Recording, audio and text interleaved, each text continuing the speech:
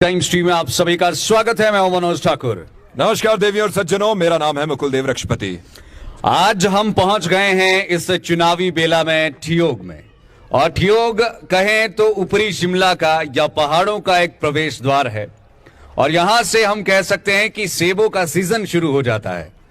हिमाचल प्रदेश की बात करें, जैसे कि मनोज जी ने कहा, ये अपर शिमला का प्रवेश द्वार है। और जब यहां पे राजनीति की बात करते हैं तो राजनीति भी एक तरह से जिसका इंटेंसिफाई यहां से होना शुरू हो जाती है। आप यहां से जितना आगे जाते जाए राजनीति उतनी इंटेंसिफाई होती जाती है। फिलहाल के लिए जब हम यहां की बात कर रहे हैं, यहां पर विधायक हैं सीपीआईएम के राकेश सिंघा जी, और बात करें तो उससे पहले कांग्रेस भाजपा यहां पर लंबा इतिहास रहा है। लेकिन आज हम आप लोगों के बीच में चुनावी बेला में ये डिबेट इसलिए लेकर आए हैं ताकि आप जब वोट करें तो आप लोगों को पता हो कि कौन सा कैंडिडेट और कौन सी पार्टी यहां पर अपना क्या विचार रखती है। तो इसी के साथ आज की इस हॉट सीट को शुरू करते हैं। Over to you Manoj ji. बहुत बहुत शुक्रिया जी। तो चलिए शुरू करते हैं आज के इस डिबेट को। हमारे साथ भारतीय जनता पार्टी, कांग्रेस, सीपीआईएम और इंडिपेंडेंट जो यहां पर खड़े हुए हैं इलेक्शंस के लिए, उन सभी के प्रवक्ता मौजूद है। क्या कुछ वो कहते हैं अपनी पार्टी की तरफ से, इंडिपेंडेंट जो खड़े हुए हैं उनकी तरफ से, वो जानने की कोशिश करेंगे। और सबसे पहले आपको इंट्रोड्यूस करवा देना चाहेंगे इस समय पर जिन्होंने सत्ता का सुख भोगा है भारतीय जनता पार्टी, उनकी तरफ से हमारे बीच में यहां पर नरेंद्र कंवर जी है। एक बार जोरदार तालियों से इनका स्वागत। नरेश जी। और साथ ही में आईएनसी की अगर बात करें कांग्रेस की, तो रोहित वर्मा जी हमारे बीच में मौजूद है, आपका भी बहुत बहुत स्वागत है। सीपीआईएम की तरफ से हमारे बीच में संदीप वर्मा जी मौजूद है, आपका भी बहुत बहुत स्वागत। और साथ ही में इंडिपेंडेंट जो यहां पर इंदु वर्मा, जो कि पहले भारतीय जनता पार्टी में थी, फिर कांग्रेस में वो गई, फिर से भारतीय जनता पार्टी में गई, लेकिन टिकट उन्हें नहीं मिला। उन्हें शायद विश्वास है कि वो यहां पर इलेक्शंस को जीतेंगी, इस बार इसलिए इंडिपेंडेंट खड़े हुए हैं। तो उनकी तरफ से हमारे बीच में भरत भूषण जी मौजूद है। आप सभी का दिल की गहराइयों से बहुत बहुत स्वागत है। तो सबसे पहले यहां पर शुरुआत हम भारतीय जनता पार्टी की तरफ से ही करना चाहेंगे, और ये जानने की वहां पर कोशिश करेंगे भारतीय जनता पार्टी से कि क्या ऐसी वजह है कि राकेश सिंघा बार बार जो है वो यहां से विधायक बन जाते हैं।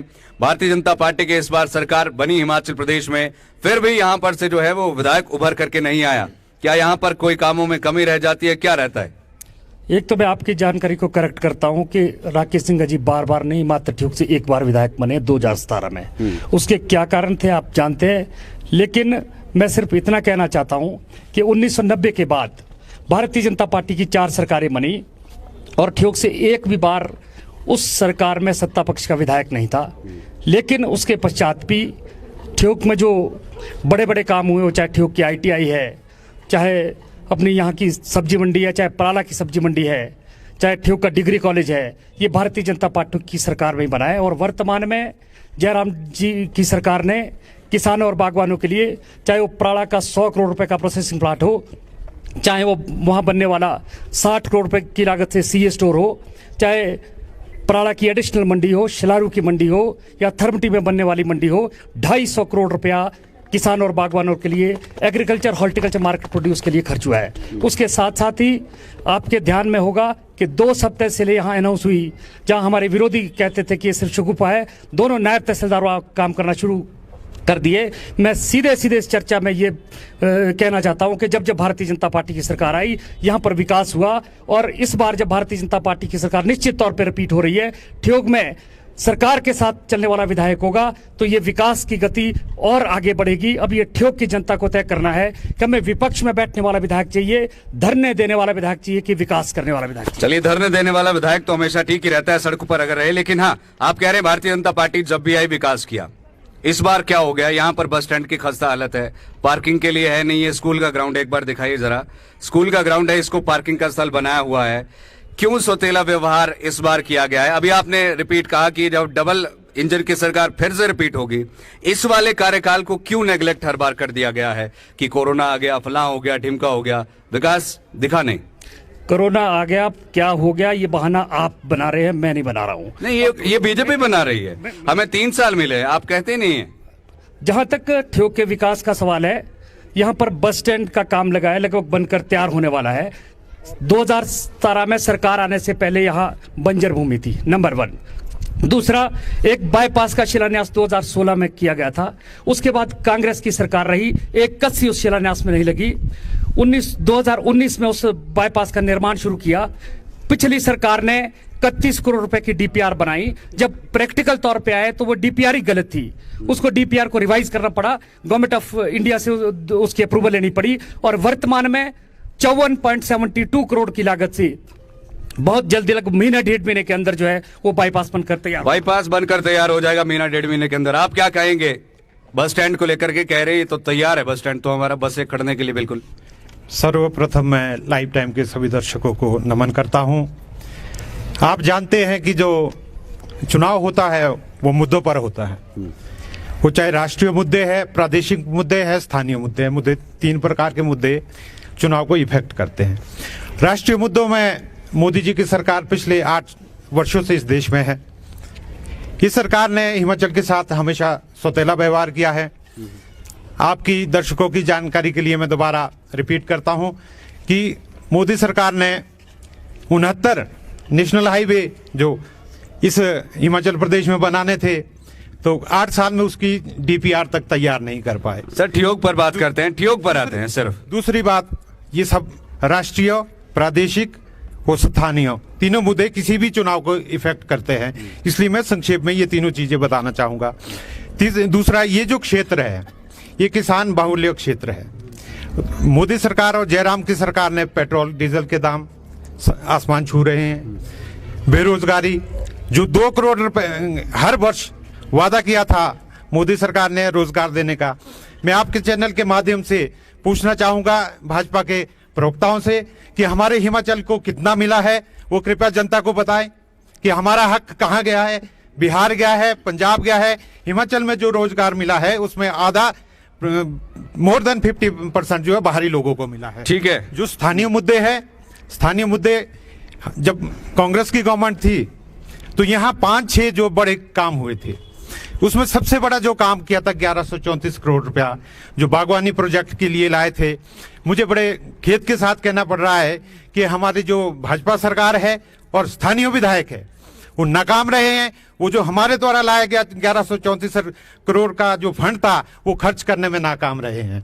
जो मेरे साथी अभी नरेश जी गिन रहे थे कि हमने ये किया, सीए स्टोर खोले, वो सारा वही धन है जो श्रीमती विद्या स्टोक जी इस क्षेत्र में लाए थे, उसी को डाइवर्ट किया जा रहा है।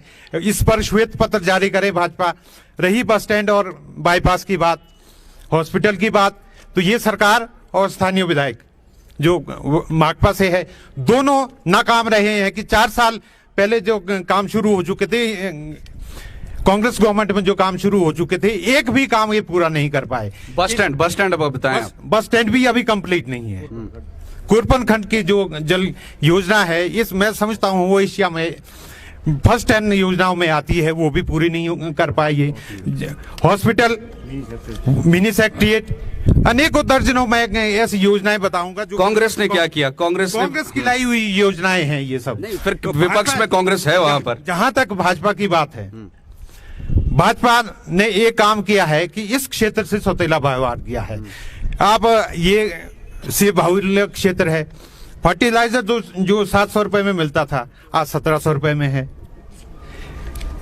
सेब की पेटियों के दाम 24%, 22%, 18% तक जो है जीएसटी उस पे लगा है। ठीक है, मैं आऊंगा आपके पास, लेकिन ऐसा क्यों होता है कि आपके जो कैंडिडेट है वो आगे पीछे तो गायब हो जाते हैं? इलेक्शन जैसे ही आता है सब आ जाते हैं एकदम कि हमें वोट दीजिए, ऐसा करिए वैसा करिए। भाजपा ने सौतेला व्यवहार किया। जब सौतेला व्यवहार हो रहा था तो कांग्रेस कहां सोई हुई थी? राकेश सिंह का माना हमने, वो सड़कों पर उतर रहे थे, वो हमारे भाई साहब ने भी माना कि सड़कों पर जाते हैं। कांग्रेस कहां पर थी? सोई हुई थी क्या? मुझे लगता है कि इस बारे में शायद आपको पूरी जानकारी नहीं है। पूरी जानकारी है जी, मैं बताऊंगा आपको। अगर आपने हमारे कैंडिडेट जो है उनके प्रोफाइल देखा होगा तो दर्जनों केस उन पे बने हैं। वो कोई चोरी डकैती के केस नहीं बने हैं। किस पर?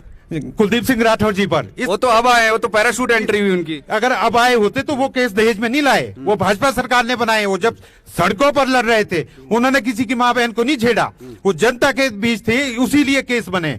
धरने प्रदर्शन किए हैं, आवाज उठाई है, बार बार मुख्यमंत्री जी से मिले हैं, लेकिन गूंगी बहरी सरकार है जो उपचुनाव अगर हम नाकाम रहे होते जनता के मुद्दों को, तो हम 4-0 से उपचुनाव ना जीतते हिमाचल प्रदेश में। देखिए कुलदीप राठौर तो पैराशूटी है और डेफिनेटली उनको बड़ी कमान सौंपी गई थी, तो केसेस और ये बनना ये तो आम सी चीजें हैं। खैर, अगर यहाँ हिमाचल प्रदेश में कांग्रेस की सरकार होती तो शायद भारतीय जनता पार्टी वाले भी यही कहते कि उन पर जानकारी को करेक्ट करा दूं। एक तो आप शब्द चयन अच्छा से कह रहे हैं, आपको जानकारी नहीं है जिस व्यक्ति के लिए आप पैराशूटी कह रहे हैं। इस पूरे जितने भी यहाँ चाहे श्रोता है चाहे मेरे साथ नेतागण है, 45 साल का उन्होंने उस व्यक्ति ने पार्टी के लिए दिए, इस क्षेत्र के लिए दिए हैं। जब वो एपिडा के डायरेक्टर रहे हैं तो ये स्टोर उन्होंने खोले हैं। अभी भी विपक्ष में होते हुए भी करोड़ों रुपया वो इस आप क्या कहेंगे कुलदीप राठौर जी को लेकर के? देखिए, कुल मिला के किसी कैंडिडेट के बारे में व्यक्तिगत टिप्पणी नहीं करूंगा और कैंडिडेट के प्रोफाइल को जनता जानती है, लेकिन मुझे लगता है कि ठियोग के विकास में उनका 1% का योगदान भी नहीं है। अगर है तो वो गिनाए पर्टिकुलर के ये स्कीम और इस स्थान पर हुई है। हाँ जी, सर कह रहे हैं 1% भी योगदान नहीं। किस बारे में? कुलदीप राठौर जी को लेकर के कह रहे हैं विकास को लेकर 1% भी योगदान नहीं। ये हम नहीं कह रहे हैं, वो कह रहे हैं। एपीएमसी के चेयरमैन है वर्तमान में भी। शायद ये जब ऑफिस जाते, एक तो बहुत कम ऑफिस जाते हैं, इन्होंने पुरानी फाइल शायद नहीं पढ़ी है कि इस क्षेत्र में जिन जो योजनाएं ये गिना रहे हैं, ये सारी योजनाएं कांग्रेस गवर्नमेंट के टाइम में शुरू हो चुकी थी। वो चाहे मैंने कहा कि 1134 करोड़ रुपया हम लाए हैं, आप खर्च तो कीजिए। जो थर्मटी मंडी है, चाहे और योजनाएं, अभी कह रहे थे कि हम जो ठेव का ये बना है कॉलेज, वो भाजपा की देन है। इनको जानकारी नहीं है, शायद ये उस टाइम ठेव में नहीं रहते थे। वो हमारा और कुछ स्थानीय साथियों की जिन जब स्ट्रगल किया है तब वो बना है, और वो कांग्रेस ने राजा वीरभद्र सिंह जी के टाइम में नोटिफिकेशन हुई है। ये करेक्ट कर ले। हाँ जी, देखिए, पहले तो मुझे इस बात का खेद है कि इस चर्चा में वो लोग भाग ले रहे हैं जिनको बिल्कुल भी जानकारी नहीं है। जहां तक 1134 करोड़ के प्रोजेक्ट का सवाल है, मैं पूछना चाहता हूं कि 11 से 34 करोड़ का प्रोजेक्ट जब यहाँ भारतीय जनता पार्टी की सरकार आई थी, उस प्रोसेसिंग प्लांट का स्थान तक तय नहीं हुआ था। जब मैं भारतीय जनता पार्टी की सरकार आई, मैं चेयरमैन बना, हमने एपीएमसी से एनओसी दिया, उसके बाद जो है वो प्रोसेसिंग प्लांट बना। अदरवाइज वो 1134 करोड़ पराड़ा में खर्चा जाना था, कहाँ खर्चा जाना था इसका कोई अता पता नहीं था। दूसरा, मैं इनकी जानकारी को करेक्ट करना चाहता हूं कि 60 करोड़ रुपए का सीए स्टोर, थर्मटी की मंडी, शिलारू की मंडी और ये जो हमारी यहाँ ठियोग में मंडी हुई है, एक भी पैसा उस 1134 करोड़ में नहीं है। ये मार्केट बोर्ड का, एपीएमसी का, हिमाचल प्रदेश का, वर्तमान सरकार के पैसे 1134 करोड़ में इन मंडियों में एक भी पैसा नहीं है। इस जानकारी को करेक्ट करें। और दूसरा, जहां तक कॉलेज की बात है, कॉलेज के लिए ठीक है कि उसमें आंदोलन हुआ था, और आंदोलन में मैं बिल्कुल एग्री करता हूं कि यहाँ के ठियोग के सभी जो है लोगों ने भाग लिया था, लेकिन मैं बार बार ये दावे के साथ कहता हूं कि इस भव्य डिग्री कॉलेज का बजट, इसकी पैसे की सैंक्शन, इसका निर्माण भारतीय जनता पार्टी के कार्यकाल में हुआ है।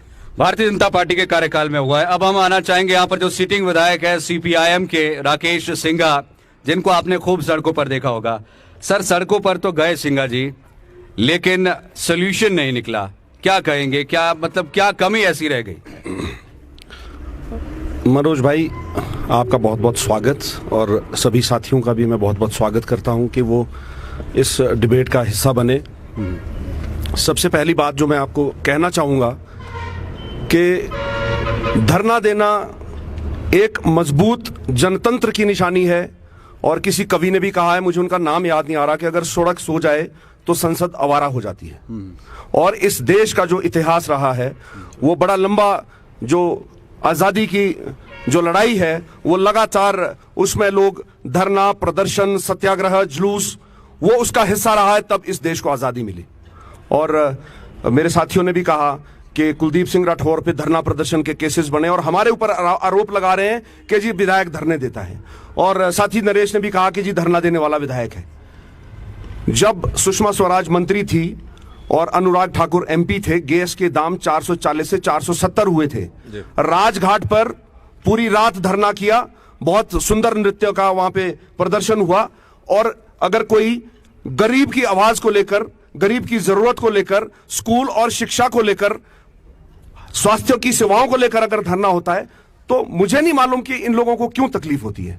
लेकिन धरना सर प्रश्न यहां पे ये है, देखिए इस बार 11 कैंडिडेट है सीपीआईएम के। सबसे बड़ा प्रश्न ये रहता है, अगर 11 के 11 जीत भी जाए, मैं ऐसा मान के चलते हैं, तब भी इतनी संख्या बल आपके पास नहीं होगा कि आप कुछ बदलाव कर पाए। तो 11 के 11 विधायक हमारे धरने पे ही रहेंगे, काम कैसे होगा सर? सर, आजादी की लड़ाई पहली लड़ाई ना 1857 में हुई थी जी। आजाद हिंदुस्तान 1947 में हुआ जी। तो अब हम ये नहीं कह सकते कि हम सोए रहेंगे जी। आज एक विधायक है, हम अपनी नीतियां लोगों के बीच में ले जा रहे हैं जी। जो अभी हिमाचल प्रदेश की तस्वीर है उसमें जो पोलराइजेशन है वो कांग्रेस और बीजेपी के बीच में है जी। और जो पूरा देश का पूंजीपति है, पूरी दुनिया की पूंजी है, वो उन दोनों पार्टियों के पीछे खड़ी है जी। अभी आम आदमी की जो आवाज है उस आवाज को कोई सुनने वाला नहीं है, उस आवाज को लामबंद करने वाला कोई नहीं है। परंतु जैसे जैसे हम इस आवाज को धीरे धीरे विधानसभा के अंदर पहुंचेगी, नहीं भी पहुंचेगी परंतु सड़क के ऊपर हर जगह पर इस आवाज को बुलंद किया जाएगा। जो जन सुविधाएं हैं, बिजली हो, पानी हो, स्वास्थ्य हो, शिक्षा हो, जिसका कि बहुत बुरा हाल है, वो सरकारी क्षेत्र में जो है इनको पूरे तरीके से जो है आउटसोर्स कर दिया गया है, ठेकेदारों के हाथ में बेच दिया गया है। उनके लिए लगातार निरंतर लड़ाई लड़ी जाएगी।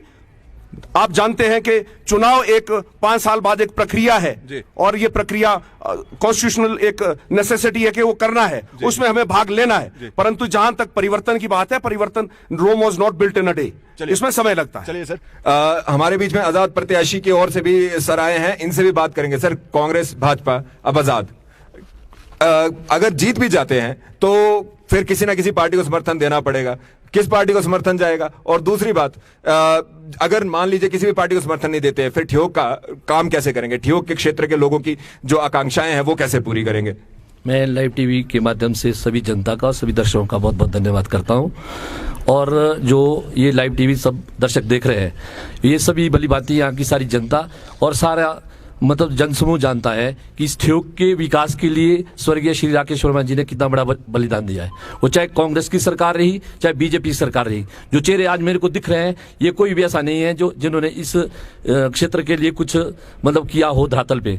और ये चाहे आज कॉलेज की बिल्डिंग ने, चाहे वो पराला मंडी का वो कर रहे हैं, सारे श्रेय ये सारे काम राकेश वर्मा जी ने राजा वीरभद्र सिंह जी से और भारतीय जनता पार्टी के माध्यम से, क्योंकि वो तो पहले जब सरकार में बने विपक्ष में रहे, पहले बीजेपी की गवर्नमेंट नहीं बनी 93 में उन्होंने लड़ा तो कांग्रेस की सरकार थी, तो वो राजा वीरभद्र सिंह जी के माध्यम से सरकार के साथ चलने का हमेशा प्रयत्न किया है और ठियोग की जनता का मान सम्मान रखा है। और आगे भी हमारी ये रहेगी कि गवर्नमेंट जो भी आए, हम केवल विकास के लिए और ठियोग की जनता के लिए, और उनका बलिदान भी इसी ठियोग के विकास के लिए हुआ है और उन्होंने अपना सारा गृह क्षेत्र छोड़ के और इसी को चुना, क्योंकि जनता का और ठियोग की जनता को बहुत भरपूर सहयोग और प्यार मिला है और आगे भी रहेगा। तो फिर टिकट नहीं मिली, पर टिकट मिलना पार्टियों के ये है, अगर पार्टी दावे करती है, मेरे ख्याल से आधे से ज्यादा कांग्रेस आज बीजेपी में है, 170 एमपी जो कांग्रेस के आज बीजेपी में। बीजेपी कांग्रेस का ऐसा कोई प्रिंसिपल नहीं रहा कि इसमें बीजेपी के लोगों को महत्व दिया जाता है या वो दिया जाता है। पर मेरे ख्याल से जो चाहे टिकट का बंटवारा हो उस पर मैं ज्यादा नहीं बोलूंगा, क्योंकि राष्ट्रीय पार्टी के इतने बड़े धुरंधर नेता यहाँ पे पहुंचे हुए हैं, इनके सामने मेरे को अच्छा भी नहीं लग रहा कोई चीज ऐसी मैं बोलूं। और पर मेरे को लगता है कि इसका फैसला जनता स्वयं करेगी और इनको अपने परिणाम देगी। देखिए, एक चीज सर ने बोली कि बीजेपी ही कांग्रेस है, कांग्रेस ही बीजेपी है। सर, यहाँ पे बात करेंगे, थोड़ा सा राज्य के मुद्दे पे पहुंचते हैं। हालांकि सेब बहुल क्षेत्र है, मैं सेब की बात करना ज्यादा पहले चाहूंगा। सेब की बात करें तो सेब के लिए इस 2 साल से ऐसा हो रहा है कि जैसे ही सेब सीजन शुरू होता है, हमारे बीच में जो हमारा बागवान है वो सड़कों पर पहुंच जाता है और इस बार सेक्रेटरीट का घेराव भी किया। अब यहां पर बड़ा प्रश्न है, सिंघा साहब भी वहां पर थे, बड़ा प्रश्न ये है सर, जिस समय पर जो हमारे बीच में, बीजेपी के पास पहले चलूंगा, मैं आपके पास आता हूं, जो जिस समय पर सीजन है और जिस समय पर सेब बेचना है, उस समय पर जब अगर किसान या बागवान वहां पर पहुंचा होगा तो वो कैसे ही अपना सेब बेच पाएगा? और लगातार 100% इंपोर्ट ड्यूटी की एक लगातार इन्होंने बात की है, लगातार ये मांग की है जो संयुक्त किसान मंच है उसने, तो उस पर कहां पर अभी इस समय पर सरकार है, कहां पर भारतीय जनता पार्टी का क्या स्टैंड है? देखिए, इस चर्चा के माध्यम से जो एजेंडा सेट हुआ है जी, मैं बड़े क्लियर आपको कहना चाहता हूं कि सीपीआईएम ने अपना पल्लू झाड़ दिया कि 1857 में क्रांति हुई, 1947 में देश आजाद हुआ। इन्होंने ठियोग के लिए 90 साल का प्लान दे दिया कि 90 साल बाद हम आएंगे तो कुछ सोचेंगे। जी। ये पार्ट तो खत्म हो गया। चलिए, दूसरा, जो निर्दलीय उम्मीदवार की तरफ से यहाँ पर आए हैं, उनकी स्थिति यह है कि टिकट केस में भी और चुनाव के बाद भी वो बस स्टैंड में उस स्थिति में खड़े हैं कि इधर को बस आएगी तो उधर को बैठेंगे, इधर को बस आएगी तो उधर को बैठेंगे, जाना कहाँ है पहुंचना कहाँ है कोई पता नहीं है। कोई दशा नहीं, कोई दिशा नहीं। लेकिन तीसरी पार्टी जो कांग्रेस पार्टी है, एक जिम्मेदार विपक्षी दल है, ठियोग के इतिहास में बहुत लंबे समय तक जी कांग्रेस के विधायक भी रहे, कांग्रेस की सरकारें भी रही, जी शिलान्यास कर लिए तो बहुत बड़ी उपलब्धि अपने आप को मान रहे हैं। 75 साल में अधिकतर जो इसमें कांग्रेस के विधायक को यहाँ मिला है। जी क्या जरूरत पड़ी है कि अब वो यहाँ ITI उसकी अब बनी या यहाँ सब्जी मंडी अब बन रही है? क्या कांग्रेस को इतने लंबे समय तक राज करने के बाद ही बस स्टैंड की स्थिति ये होनी थी कि 3 साल में हमको बनाना पड़ रहा है? सेब पे आते हैं, सेब पर आते हैं सर, जो अभी की बात है। दूसरा जहां तक सेब का इशू है, जी। निश्चित तौर पर हिमाचल प्रदेश की बहुत बड़ी आर्थिकी है। जी। और जब ये बात ठीक है कि जब सेब का सीजन शुरू होता है, जी। क्योंकि मुझे तो एप्पल की जो मार्केटिंग है उसी का विभाग था, जी 3.5 करोड़ पेटियां यहाँ पर होती जी। है। और हमारी प्रॉब्लम ये है कि यहाँ पर CA स्टोर नहीं है, प्रोसेसिंग प्लांट नहीं है। आप सरकार में होके ये बात कह रहे हैं? आप कृपा करके पूरी बात सुन ले। 75 साल में जो कुछ होना चाहिए तो वो नहीं हो पाया, जी। लेकिन हिमाचल प्रदेश में पहली बार जी 100 करोड़ रुपए की लागत से प्रोसेसिंग प्लांट जो है बनकर तैयार है। जी 5400 मेट्रिक टन का CA स्टोर सरकारी क्षेत्र में सबसे बड़ा CA स्टोर हमारी सरकार ने बना के दिया है जी। इस टर्म में। जी। और जहां तक मार्केटिंग का सवाल है, एक जमाना था जब 2000 से पहले आजादपुर देश की दूसरी मंडियों में सेब जाना जाता। जब 1998 में भारतीय जनता पार्टी की सरकार आई, प्रेम कुमार धूमल जी मुख्यमंत्री थे, बरागटा जी मंत्री बने, तब ये सोचा गया कि हमारी मार्केटिंग व्यवस्था यहाँ हो सकती है। और मैं दावे से कह सकता हूँ कि हिमाचल प्रदेश का लगभग 65% जो मार्केट है वो हिमाचल प्रदेश में होने लगी है। लेकिन एक समस्या बिल्कुल है, जब पीक सीजन पे जो है सेब आता है और उसके बाद मार्केट में गलत पड़ता है, उसके दाम घटते हैं। मुझे पिछले दिनों यूरोप जाने का भी मौका मिला, वहाँ बहुत अच्छी व्यवस्था है कि वहाँ पर NGOs को, सोसाइटीज को, 15-20 लोगों को वहां पर CA स्टोर फाइनेंस किया जाता है और वो अपने CA स्टोर में सेब रखते हैं और पूरे साल तक उसकी मार्केट में उनका सीजन कोई नहीं होता। लेकिन वर्तमान सरकार ने, चाहे HPMC के माध्यम से हो चाहे APMC के माध्यम से हो, पहली बार 75 सालों में लगभग 10,000 मेट्रिक टन के जो CA स्टोर वो बनकर तैयार हो गए हमारे क्षेत्र में। चाहे वो प्राड़ा का CA स्टोर हो या जरोल टिक्कर में 650 मेट्रिक टन से 2,000 मेट्रिक टन उसकी कैपेसिटी की गई। उसके बाद मुझे लगता है कि CA स्टोर और प्रोसेस प्लांट बनने के बाद निश्चित तौर पर किसानों और बागवानों को यह मौका होगा कि जब हमारा सेब का दाम गिरता तो हम इसको स्टोर कर सकते हैं। अभी हमारे पास ऑप्शन नहीं है और मुझे लगता है कि सरकारों को इस दिशा में आगे बढ़ना चाहिए और जयराम ठाकुर सरकार ने इसमें बहुत बढ़िया काम भी किया है। मैंने पूरी बात सुनी सर, लेकिन 100% इंपोर्ट ड्यूटी पे आपने नहीं कहा, यहाँ पे उस पे क्या कहेंगे? देखिए, जहां तक इंपोर्ट ड्यूटी का सवाल है तो इंपोर्ट ड्यूटी का जो एग्रीमेंट है वो माननीय मनमोहन सिंह जी प्रधानमंत्री थे, उस सरकार में हुआ था जी। और इसमें इंटरस्टेटी भी है, बाकी चीज भी है। प्रदेश सरकार ने, केंद्र सरकार के पास ये पक्ष भी रखा है और मैं भी इस पक्ष में हूं कि अगर इंपोर्ट ड्यूटी घटेगी तो निश्चित जो बाहर के सेब की वजह से जो दाम कम होता है उससे हम बचेंगे। चलिए, कांग्रेस क्या कहेगी इस पे सर? आपने मेरा प्रश्न भी सुना था, उनका उत्तर भी सुना, सेटिस्फाइड है आप? मैंने उनका उत्तर बड़े ध्यान से सुना है। आज भी चेयरमैन साहब कह रहे हैं कि इंपोर्ट ड्यूटी घटेगी जी। हम कह रहे हैं डबल करो इंपोर्ट ड्यूटी जी। आज भी जो आपके सामने कह रहे हैं, जनता के सामने कह रहे हैं कि इंपोर्ट ड्यूटी घटेगी। मोदी जी कह रहे थे कि हम डबल कर देंगे इंपोर्ट ड्यूटी, जिससे किसानों को राहत हो। लेकिन माननीय चेयरमैन साहब आज भी इस स्टेज के माध्यम से कह रहे हैं कि इंपोर्ट ड्यूटी घटेगी। ये अदानी और अंबानी के हाथों में खेलने वाली सरकार है, किसान विरोधी सरकार है।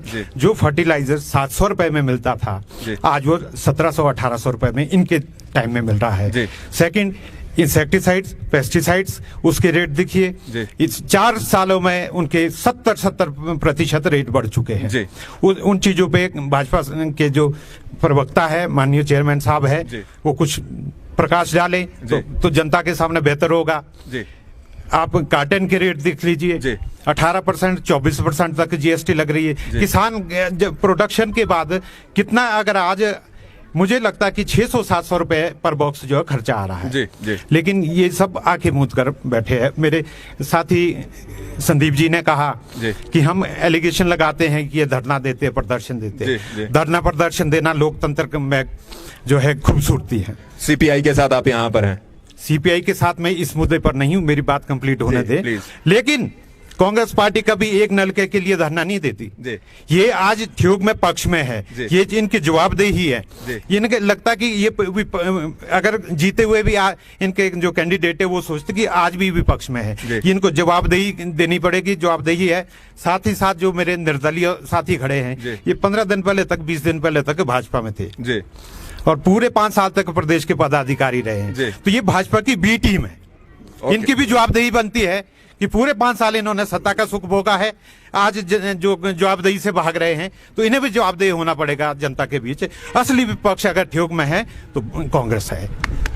हम जो बात यहां पर हुई वो ये हुई, देखिए इंपोर्ट ड्यूटी 100% पे मैंने बात की थी, मुझे सेटिस्फैक्टरी उतना जवाब नहीं मिला। आप अपने हिसाब से यहां पर आकलन कर सकते हैं। दूसरा मेरा जो प्रश्न था, जैसे सर ने उसको ऐड भी किया कि जो सेब की चीजें हैं, जैसे फर्टिलाइजर्स हैं या बाकी सारी चीजें हैं जो और लगती है, गत्ते की बात करें, वो महंगा हुआ है। तो इस पर अब सीपीआई का क्या कहना है? सीपीआई क्या मानती है? एम जी बिल्कुल। या मैं सबसे पहले तो नरेश भाई ने कहा कि 90 साल का प्लान दिया है जी।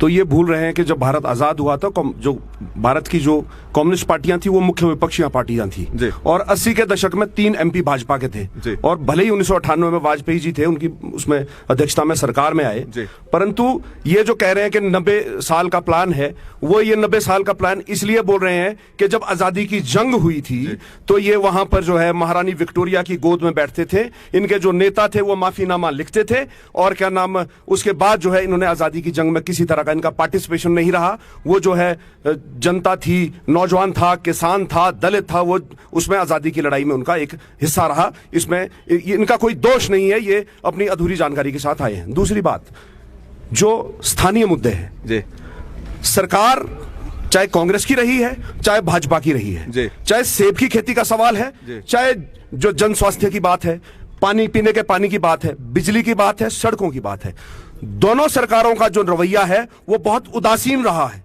आप पूरे हिमाचल की अगर बात करें, 60% से ज्यादा पद स्वास्थ्य संस्थानों में रिक्त पड़े हैं। आप स्कूलों में चले जाएं, ये श्रेयोन का स्कूल है, जो हमारे बड़े भाई है राजेंद्र वर्मा, मैं उनकी बहुत सम्मान करता हूं। उनके स्कूल में 6 महीने तक अध्यापक नहीं था प्राइमरी स्कूल में, आप यकीन नहीं करेंगे। और एक अध्यापक डेपुटेशन पे आता था 2 दिन के लिए, दूसरा 2 दिन के लिए, तीसरा 2 दिन के लिए, सोए रहे वो। अल्टीमेटली जब जनता हमारे साथियों के पास आई कि यार ऐसे तो बात बन नहीं रही है, हम सरकार तक भी जाया है, कोई बात नहीं बन रही है, हमने अपने माध्यम से एक दिन धरना दे के देख लो। हमारे साथी आए, एक दिन वहां और साथी भी थे, मीडिया के साथी भी थे, वहां धरना दिया, दूसरे दिन कैसे स्कूल में अध्यापक की नियुक्ति हो गई। इसका मतलब क्या है कि ये जो लोग, जो दोनों पार्टियां हैं, ये पार्टियां नहीं चाहती है कि जो जनता के मुद्दे हैं वो हल हो। तो वही मुद्दे पे बात कर रहा हूं सर, 100% इंपोर्ट ड्यूटी पे सीपीआई एम क्या कहती है सर? हमारा ये कहना है, जो माननीय नरेंद्र मोदी इस देश के प्रधानमंत्री है, 2014 के अंदर जब वो कैंपेन कर रहे थे भारतीय जनता पार्टी के लिए, तो उसमें उन्होंने एक ही बात कही थी कि जो डॉक्टर स्वामीनाथन कमीशन की जो रिकमेंडेशंस हैं उनको लागू किया जाएगा। उसमें क्या था, C+50% cost of production plus उसमें 50% जो है वो मुनाफा जो है वो किसान बागवान को दिया जाए। हम नहीं कह रहे कि आप समर्थन मूल्य दीजिए, हम नहीं कह रहे कि आप सब्सिडी दीजिए, आप कॉस्ट ऑफ प्रोडक्शन किसी भी जो एग्रीकल्चर इकोनॉमिस्ट है उससे कैलकुलेट करवाएं, उस पर 50% जो प्रॉफिट किसान को मिलना चाहिए वो दें, आपकी सारी चिंताएं खत्म हो जाएगी। परंतु सवाल क्या है, मंशा क्या है? मंशा ये है कि ये नहीं चाहते हैं कि किसान की जेब में पैसा जाए, किसान और बागवान का बेटे घर में समृद्धि आए। ये क्या चाहते हैं कि वो जो बड़ा सरमाएदार है, आपने देखा होगा कोविड के दौरान 2 वर्षों में जो प्रोडक्शन थी वो जीरो हो गई, सब कुछ जीरो हो गया। उसके बावजूद ऐसी नीतियां बनाई गई कि अदानी दुनिया का दूसरा सबसे अमीर आदमी बन गया। ऐसा कौन सा जरिया है कमाई का कि वो दुनिया का दूसरा सबसे अमीर आदमी बन गया? कोविड के दौरान हिंदुस्तान में अरबपतियों की संख्या 10 गुना बढ़ गई, 15 गुना बढ़ गई। ऐसा कौन सा अलादीन का चिराग था उनके पास?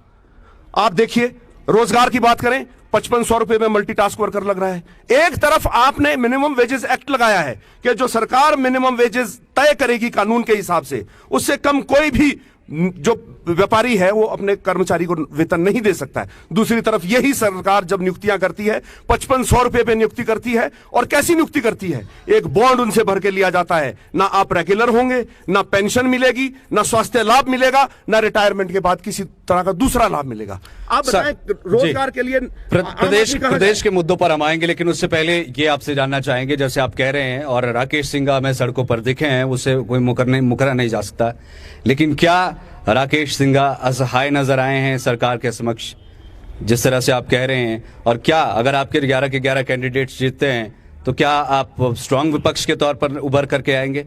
राकेश सिंघा असहाय नजर आ रहे हैं, उनको धरने देने पड़ रहे हैं, लोगों के घर में पानी नहीं आ रहे, फिर भी कुछ नहीं हो रहा। पहली बात तो मैं आपको बता दूं, इस पूंजीवादी व्यवस्था में जिसका जमीर जिंदा होता है वो धरने देता है, जिसका जमीर बिक गया है, सो गया है, वो कभी धरने नहीं देगा। आपने सुना होगा धारा के साथ तो लाशें बहती हैं, धारा के विपरीत वो बहता है जो जिंदा होता है। जिंदगी की निशानी है धारा के विपरीत लड़ना। और हम इस पूंजीवादी व्यवस्था में जब हमला आम आदमी पे इतना तीखा हमला है, हम उसके खिलाफ लड़ेंगे। ऐसा नहीं है कि हम बिल्कुल लगातार लड़ेंगे, जब तक सांस है तब तक लड़ेंगे, जब तक जिंदा है तब तक लड़ेंगे। दूसरी बात, जो आपने क्या सवाल किया था आपने? मैं पूछ रहा था कि असहाय का जवाब आपने दिया। हाँ। और एक सवाल ये कि यदि आपके कैंडिडेट्स जीतते हैं तो क्या आप स्ट्रांग विपक्ष के तौर पर आएंगे? मुझे लगता है आपको लेजिस्लेटर की जानकारी ले लेनी चाहिए। जो लेजिस्लेटर चुन कर आता है वो 68 विधायक आते हैं, उन सभी विधायकों के, सत्ता पक्ष के हों विपक्ष के हों, उनके जो अधिकार है वो बराबर है। जो उनको एमएलए फंड मिलना है वो बराबर मिलना है, उनको जो स्कीम्स मिलनी है वो बराबर मिलनी है। ये तो सिर्फ कुछ एक चीजें जो ऐसी है जो प्रशासन के जरिए से जो ये पैसे नीचे बांटते हैं, डेप्यूटी कमिश्नर्स के जरिए, या कुछ इनके पास एक विशेषाधिकार है कर्मचारियों की, वो जो बदली करने का अधिकार है, वो एक विशेषाधिकार है सरकार के पास। इसके अलावा आप बताएं इनके पास ऐसा कौन सा विशेषाधिकार है? कर्मचारी क्या क्या करते हैं ये जो अधिकारी उनको डरा देंगे, फेंक देंगे चंबा। अच्छा, क्या बात है, आप कह रहे हैं इस लेजिस्लेटर का, ठीक है, हमें भी जानकारी उसकी क्या अधिकार है क्या नहीं है, लेकिन आप कह रहे हैं यहाँ पर कि विशेष अधिकार होते हैं इधर से उधर फेंकने के। ठियोग में जो हमारे स्थानीय पत्रकार है यहाँ पर, उनका ये कहना है, उनका ये मानना है कि 30 दिन तक पानी नहीं आता। किसकी जवाबदेही है ये? मान लिया हमने अपनी आवाज को, जनता की आवाज को पूरी ताकत के साथ सरकार के सामने रखा है। वो चाहे निजी रूप से दफ्तर में जाके, उच्च अधिकारियों के पास जाके, मंत्रियों के पास जाके, वो हम अपनी आवाज को पूरी बुलंदी के साथ रखते हैं। जब सरकार के एंड पे जब कोई जवाब संतोषजनक नहीं मिलेगा, मैं वही बोल रहा था कि असहाय नजर आए हैं। नहीं, असहाय तो नहीं कह सकते, हम लड़ रहे हैं, लड़ेंगे भी। ऐसा तो नहीं कह सकते हम हाथ पे हाथ धरे बैठे रहे, हम ऐसा नहीं। आपने एसोसिएशन ऑफ डेमोक्रेटिक रिफॉर्म्स का एक रिपोर्ट पढ़ा होगा, best performing party CPIM in Himachal Pradesh with only 1 MLA. इसका क्या मतलब समझे हम? हमने हथियार डाल दिए हैं? बिल्कुल हथियार नहीं डाले, हम लड़ रहे हैं, लगातार लड़ेंगे, और समाज के उस आखिरी आदमी के लिए भी लड़ेंगे जिस तक आज तक कोई नहीं पहुंचा है। बिल्कुल उसकी आवाज को बुलंद किया जाएगा, पूरी ताकत के साथ बुलंद किया जाएगा। अब मैं कांग्रेस के पास यहां पर आना चाहूंगा। भारतीय जनता पार्टी की सरकार इस समय पर रही है, पिछले 5 सालों से सीपीआईएम के विधायक यहां पर रहे हैं।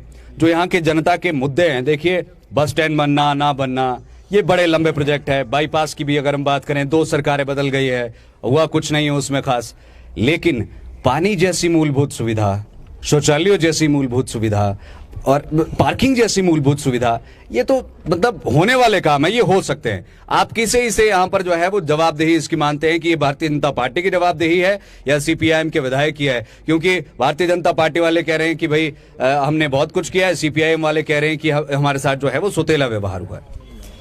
देखिए, ये दोनों पार्टियां जो अपनी जवाबदेही से जो प्रतिनिधि आए हैं भागना चाह रहे हैं, इन दोनों की जिम्मेवारी है। साथ ही साथ मैं तो कहूंगा जो मेरे साथ खड़े निर्दलीय है, ये भी 15 दिन पहले तक भाजपा के ही अंग थे, ये भाजपा की बी टीम है, ये भी उन्हीं में सम्मिलित है, तो उनकी भी जवाबदेही होनी चाहिए।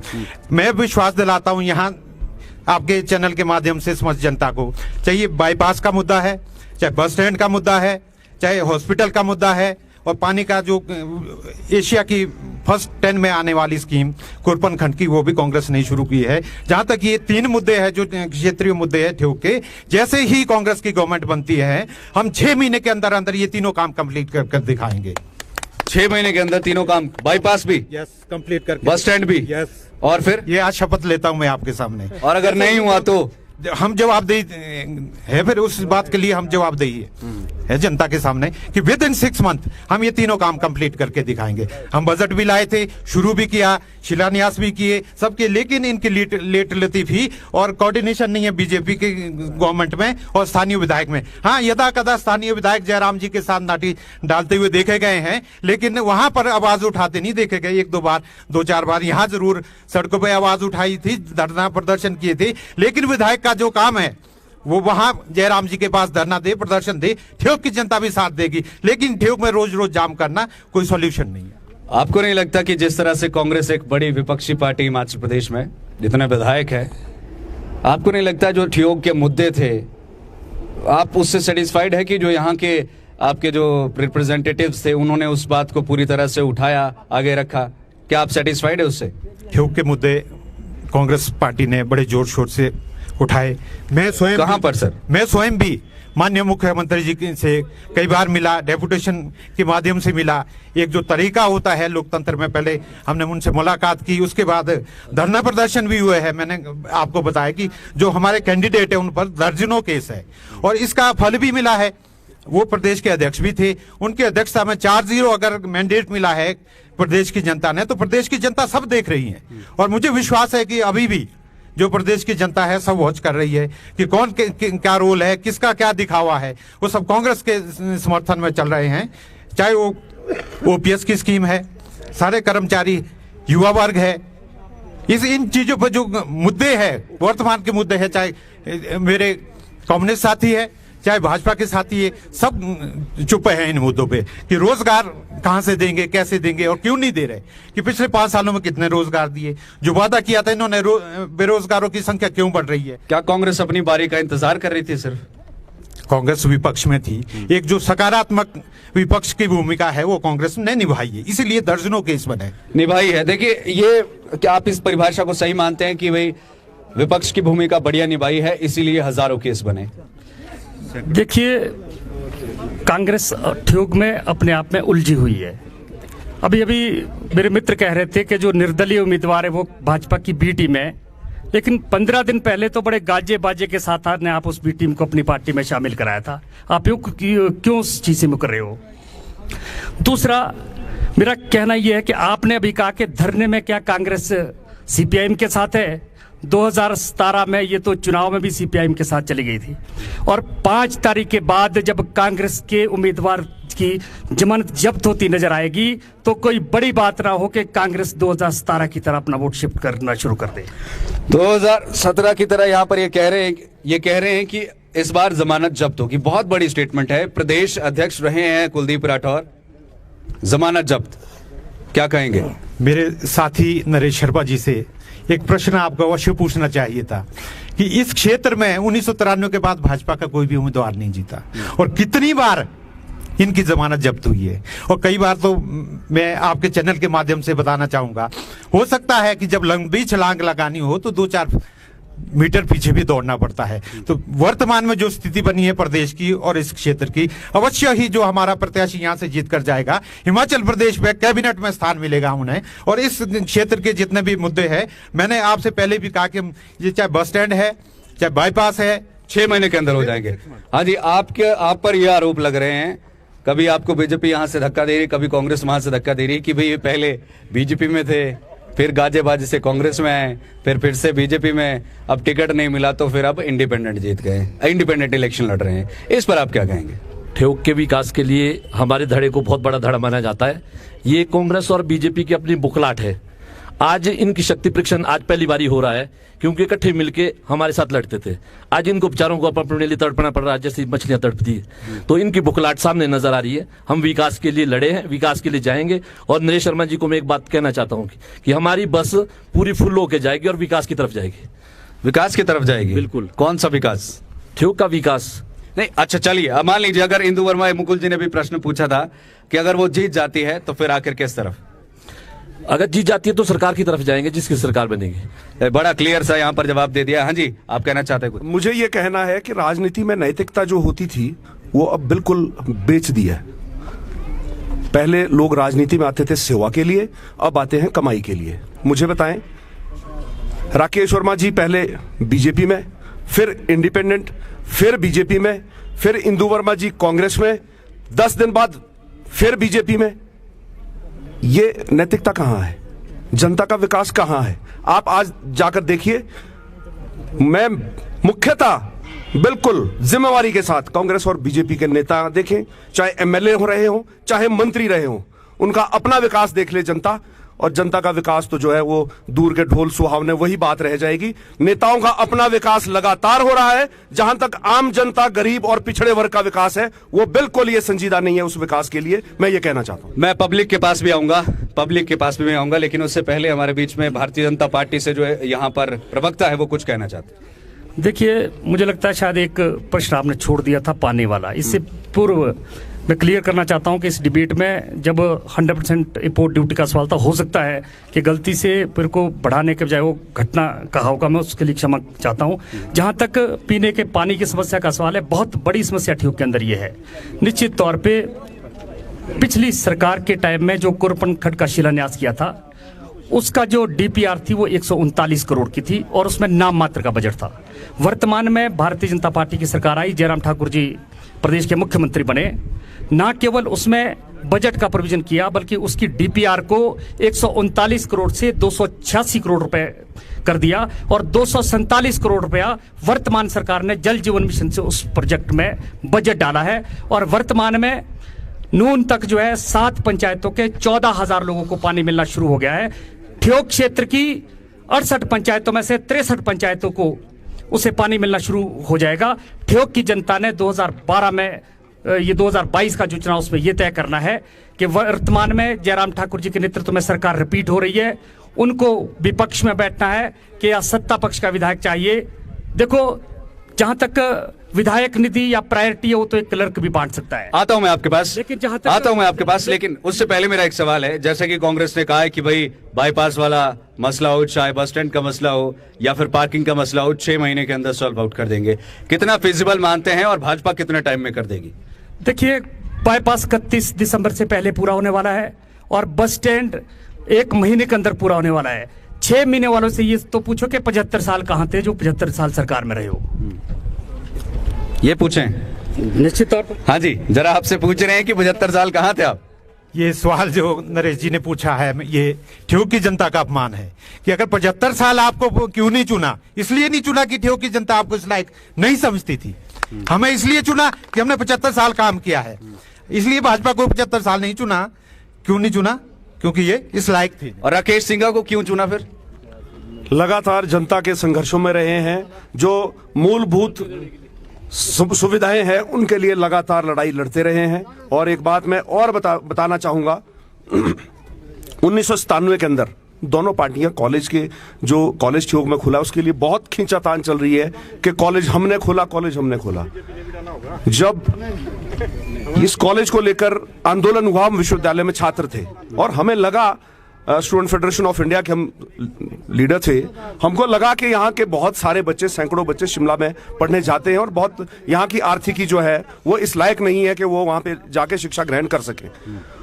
हम 100 छात्रों ने यहाँ पे एक मोर्चा निकाला और वहाँ पे रेस्ट हाउस के पास तंबू लगाया, हड़ताल शुरू करी। सरकार 1997 तक, शायद 98 तक कांग्रेस की थी, तो कांग्रेस वाले उस हड़ताल से दूर रहे, भाजपा के लोग हमारे समर्थन में आए। मैं इसमें कोई छुपाने वाली बात नहीं है। सीपीआईएम अगर यहां पर, हाँ जी, भाजपा के लोग हमारे समर्थन में आए और सरकार को मजबूर होकर, इस आंदोलन की ताकत थी, जनता के आंदोलन की ताकत थी जिसको सिर्फ छात्र लीड कर रहे थे, कि वो सरकार को नोटिफिकेशन करना पड़ा। नोटिफिकेशन हुआ, सरकार बदल गई, धूमल जी की सरकार आई। फिर बीजेपी वाले हमारे साथ नहीं खड़े हुए। अच्छा ठीक है, अब हाँ जी, फिर बीजेपी वाले साथ खड़े नहीं हुए, फिर कांग्रेस के साथी हमारे साथ आए। फिर 1998 में बीजेपी की सरकार में जो है, जब आंदोलन हुआ, फिर 15 दिन, फिर दोबारा जो है स्टाफ आया, जगह का चयन हुआ, फिर जाके कॉलेज खुला। तो जो श्रेय की बात है, श्रेय ये रख लें, हम नहीं बोलते कि श्रेय चाहिए, श्रेय तुम रखो, पर जो जनता की लड़ाई है सही मायनों में वो वामपंथ पूरी दुनिया के अंदर, पूरे देश के अंदर और ठियोग के अंदर भी मजबूती के साथ रख रही है। ठीक है, अगर सीपीआईएम की बात करें, अगर मान लीजिए कुछ विधायक आ भी जाते हैं, तो फिर किस तरफ सरकार बन रही है, उस तरफ या किसी और तरफ?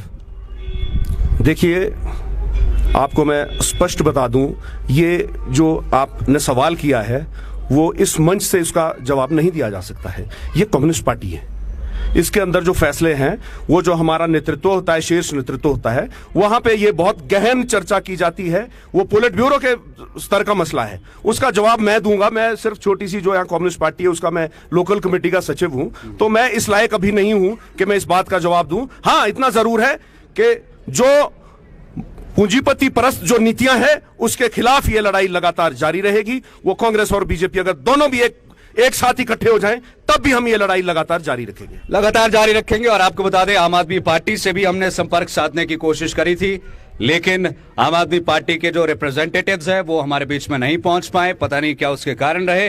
हो सकता है चुनावी मैदान में उतरने से पहले ही जो है वो हट गए हो, इस तरह की चीजें यहां पर रही हो। डिबेट लंबी जारी है। सर, आप थोड़ा सा इधर आ जाएं। अब अंत क्षणों की तरफ यहां पर चलते हैं। सभी मुद्दों को हमने यहां पर टच करने की कोशिश करी। कुछ को लेकर के सेटिस्फैक्टरी आंसर मिले, कुछ को लेकर के नहीं भी मिले, और कुछ एक डिप्लोमेटिक भी बातें यहां पर रही।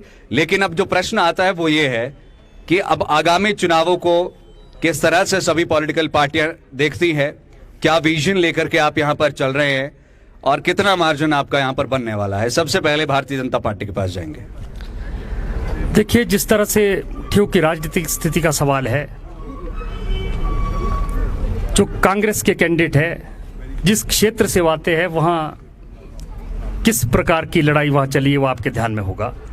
और भारतीय जनता पार्टी निश्चित तौर पे हिमाचल प्रदेश में सरकार बना रही है, और जो भारतीय जनता पार्टी के कैंडिडेट है वो बिल्कुल मिड बैट से है, और पूरे विधानसभा चुनाव क्षेत्र का समर्थन उनके साथ में है। और 12 तारीख को ठियोग की जनता ये चाहती है कि जिस प्रकार से यहाँ पर एक ही मंच से एक ही दिन 2 सब तहसील, 200 बेड का हॉस्पिटल और इतनी घोषणा की, उसको इम्प्लीमेंट भी जयराम ठाकुर सरकार ने किया है। 2022 दिसंबर में जो सरकार बनने वाली है, अगर ठियोग का विधायक भारतीय जनता पार्टी का होगा, निश्चित तौर पर ठियोग में विकास के नए आयाम स्थापित होंगे। ठियोग की जनता ने ये तय कर लिया है। कितना मार्जिन? देखिए, जहां तक मार्जिन का सवाल है, क्योंकि बहुत ये ठियोग क्षेत्र में लगभग 85,000 वोट है, और अभी तक ये मल्टी करोड़ मामला है, लेकिन हम बहुत अच्छे मार्जिन के साथ ये चुनाव जीतने वाले, बहुत शानदार मार्जिन के साथ। बहुत शानदार मार्जिन के साथ चुनाव जीतने वाले हैं। हाँ जी, कांग्रेस की बात करें, विजन सर ने बताया नहीं, शायद स्किप हो गया होगा। मैंने विजन भी पूछा था कि अगला विजन क्या है और मार्जिन कितना है। देखिए, पहले तो मैं नरेश जी की जो बात कही इन्होंने उसका जवाब देना उचित समझूंगा कि कांग्रेस पार्टी क्षेत्रवाद की राजनीति नहीं करती है। कौन आदमी किस क्षेत्र से है, कि कॉर्नर से है, मिडल से है, कांग्रेस पार्टी इस चीज पे विश्वास नहीं करती। ये मनुवादी पार्टी है। ये निश्चित तौर पर ये चीजें जनता के बीच में क्षेत्रवाद और मनुवाद फैलाती है।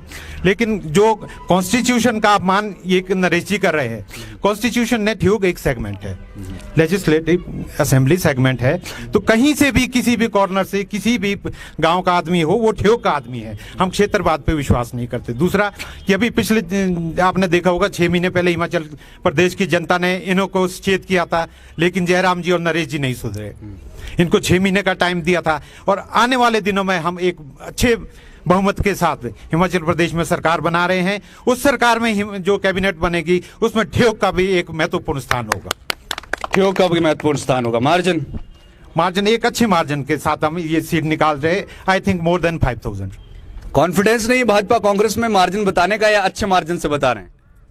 मैंने साफ कहा कि मोर देन 5,000। अभी मार्जिन 10 तक भी बढ़ सकता है। 10 तक भी बढ़ सकता है मार्जिन। आइए जी, अब इंडिपेंडेंट जो हमारे बीच में प्रत्याशी है इंदु वर्मा जी, उनके साथ जो हमारे रिप्रेजेंटेटिव है, आपका क्या कहना है?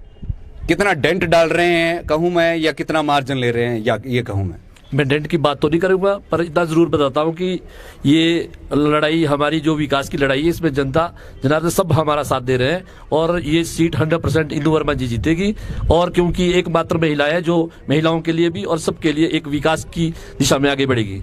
मार्जिन तो मेरे को लगता है कि जो खड़े हैं, मैं इनके सामने बोलना चाहता हूं, 1-2 की सिक्योरिटी आ जाएगी।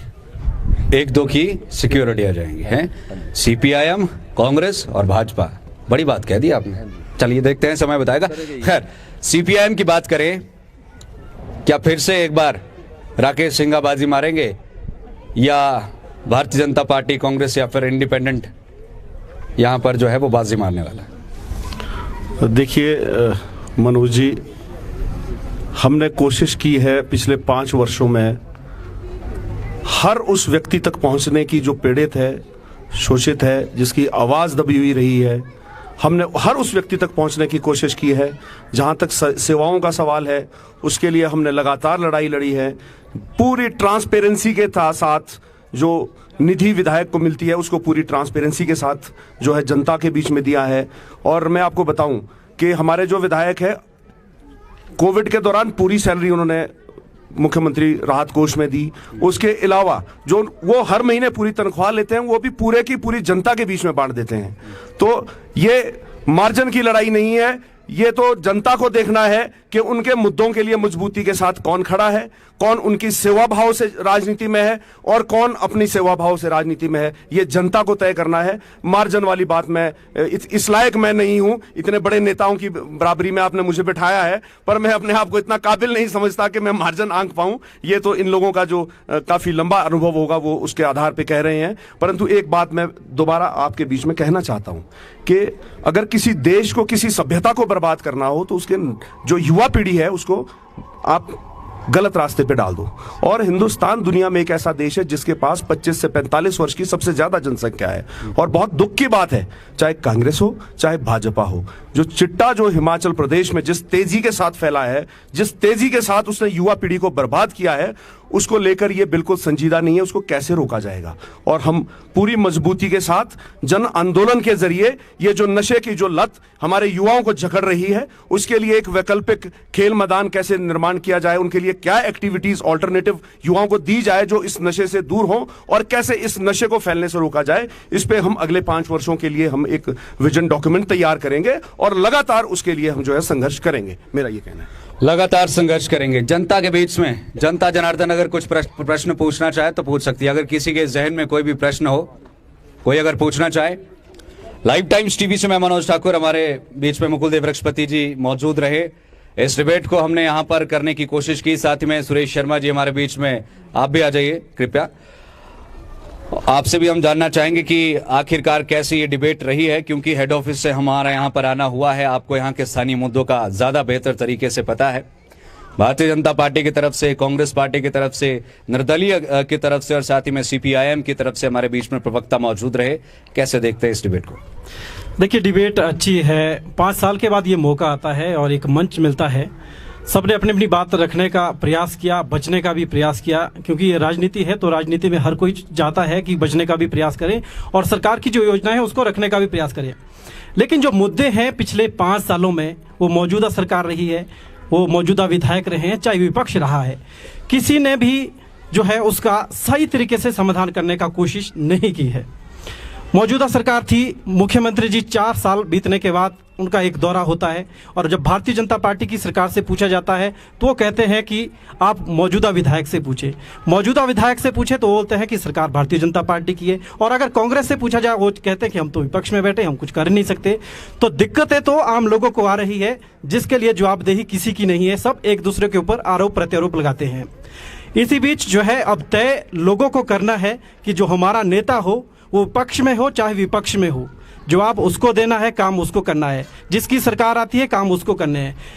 इसके बीच में जो है जनता पिस जाती है और ये जवाबदेही जो है नेताओं को लेकर साथ चलनी होगी, तभी इस चुनाव में जीत हो सकती है। तभी इस चुनाव में जीत हो सकती है। मुकुल जी देखिए, एक हालांकि अब क्योंकि हम डिबेट क्लोज भी कर रहे हैं, 2 चीजें हमारे बीच में यहाँ पर चलती है जब हम हिमाचल प्रदेश की बात करते हैं। एक बहुत ज्वलंत मुद्दा है यहाँ पे, हालांकि हमने इसके बारे में बात नहीं की, वो है ओपीएस का।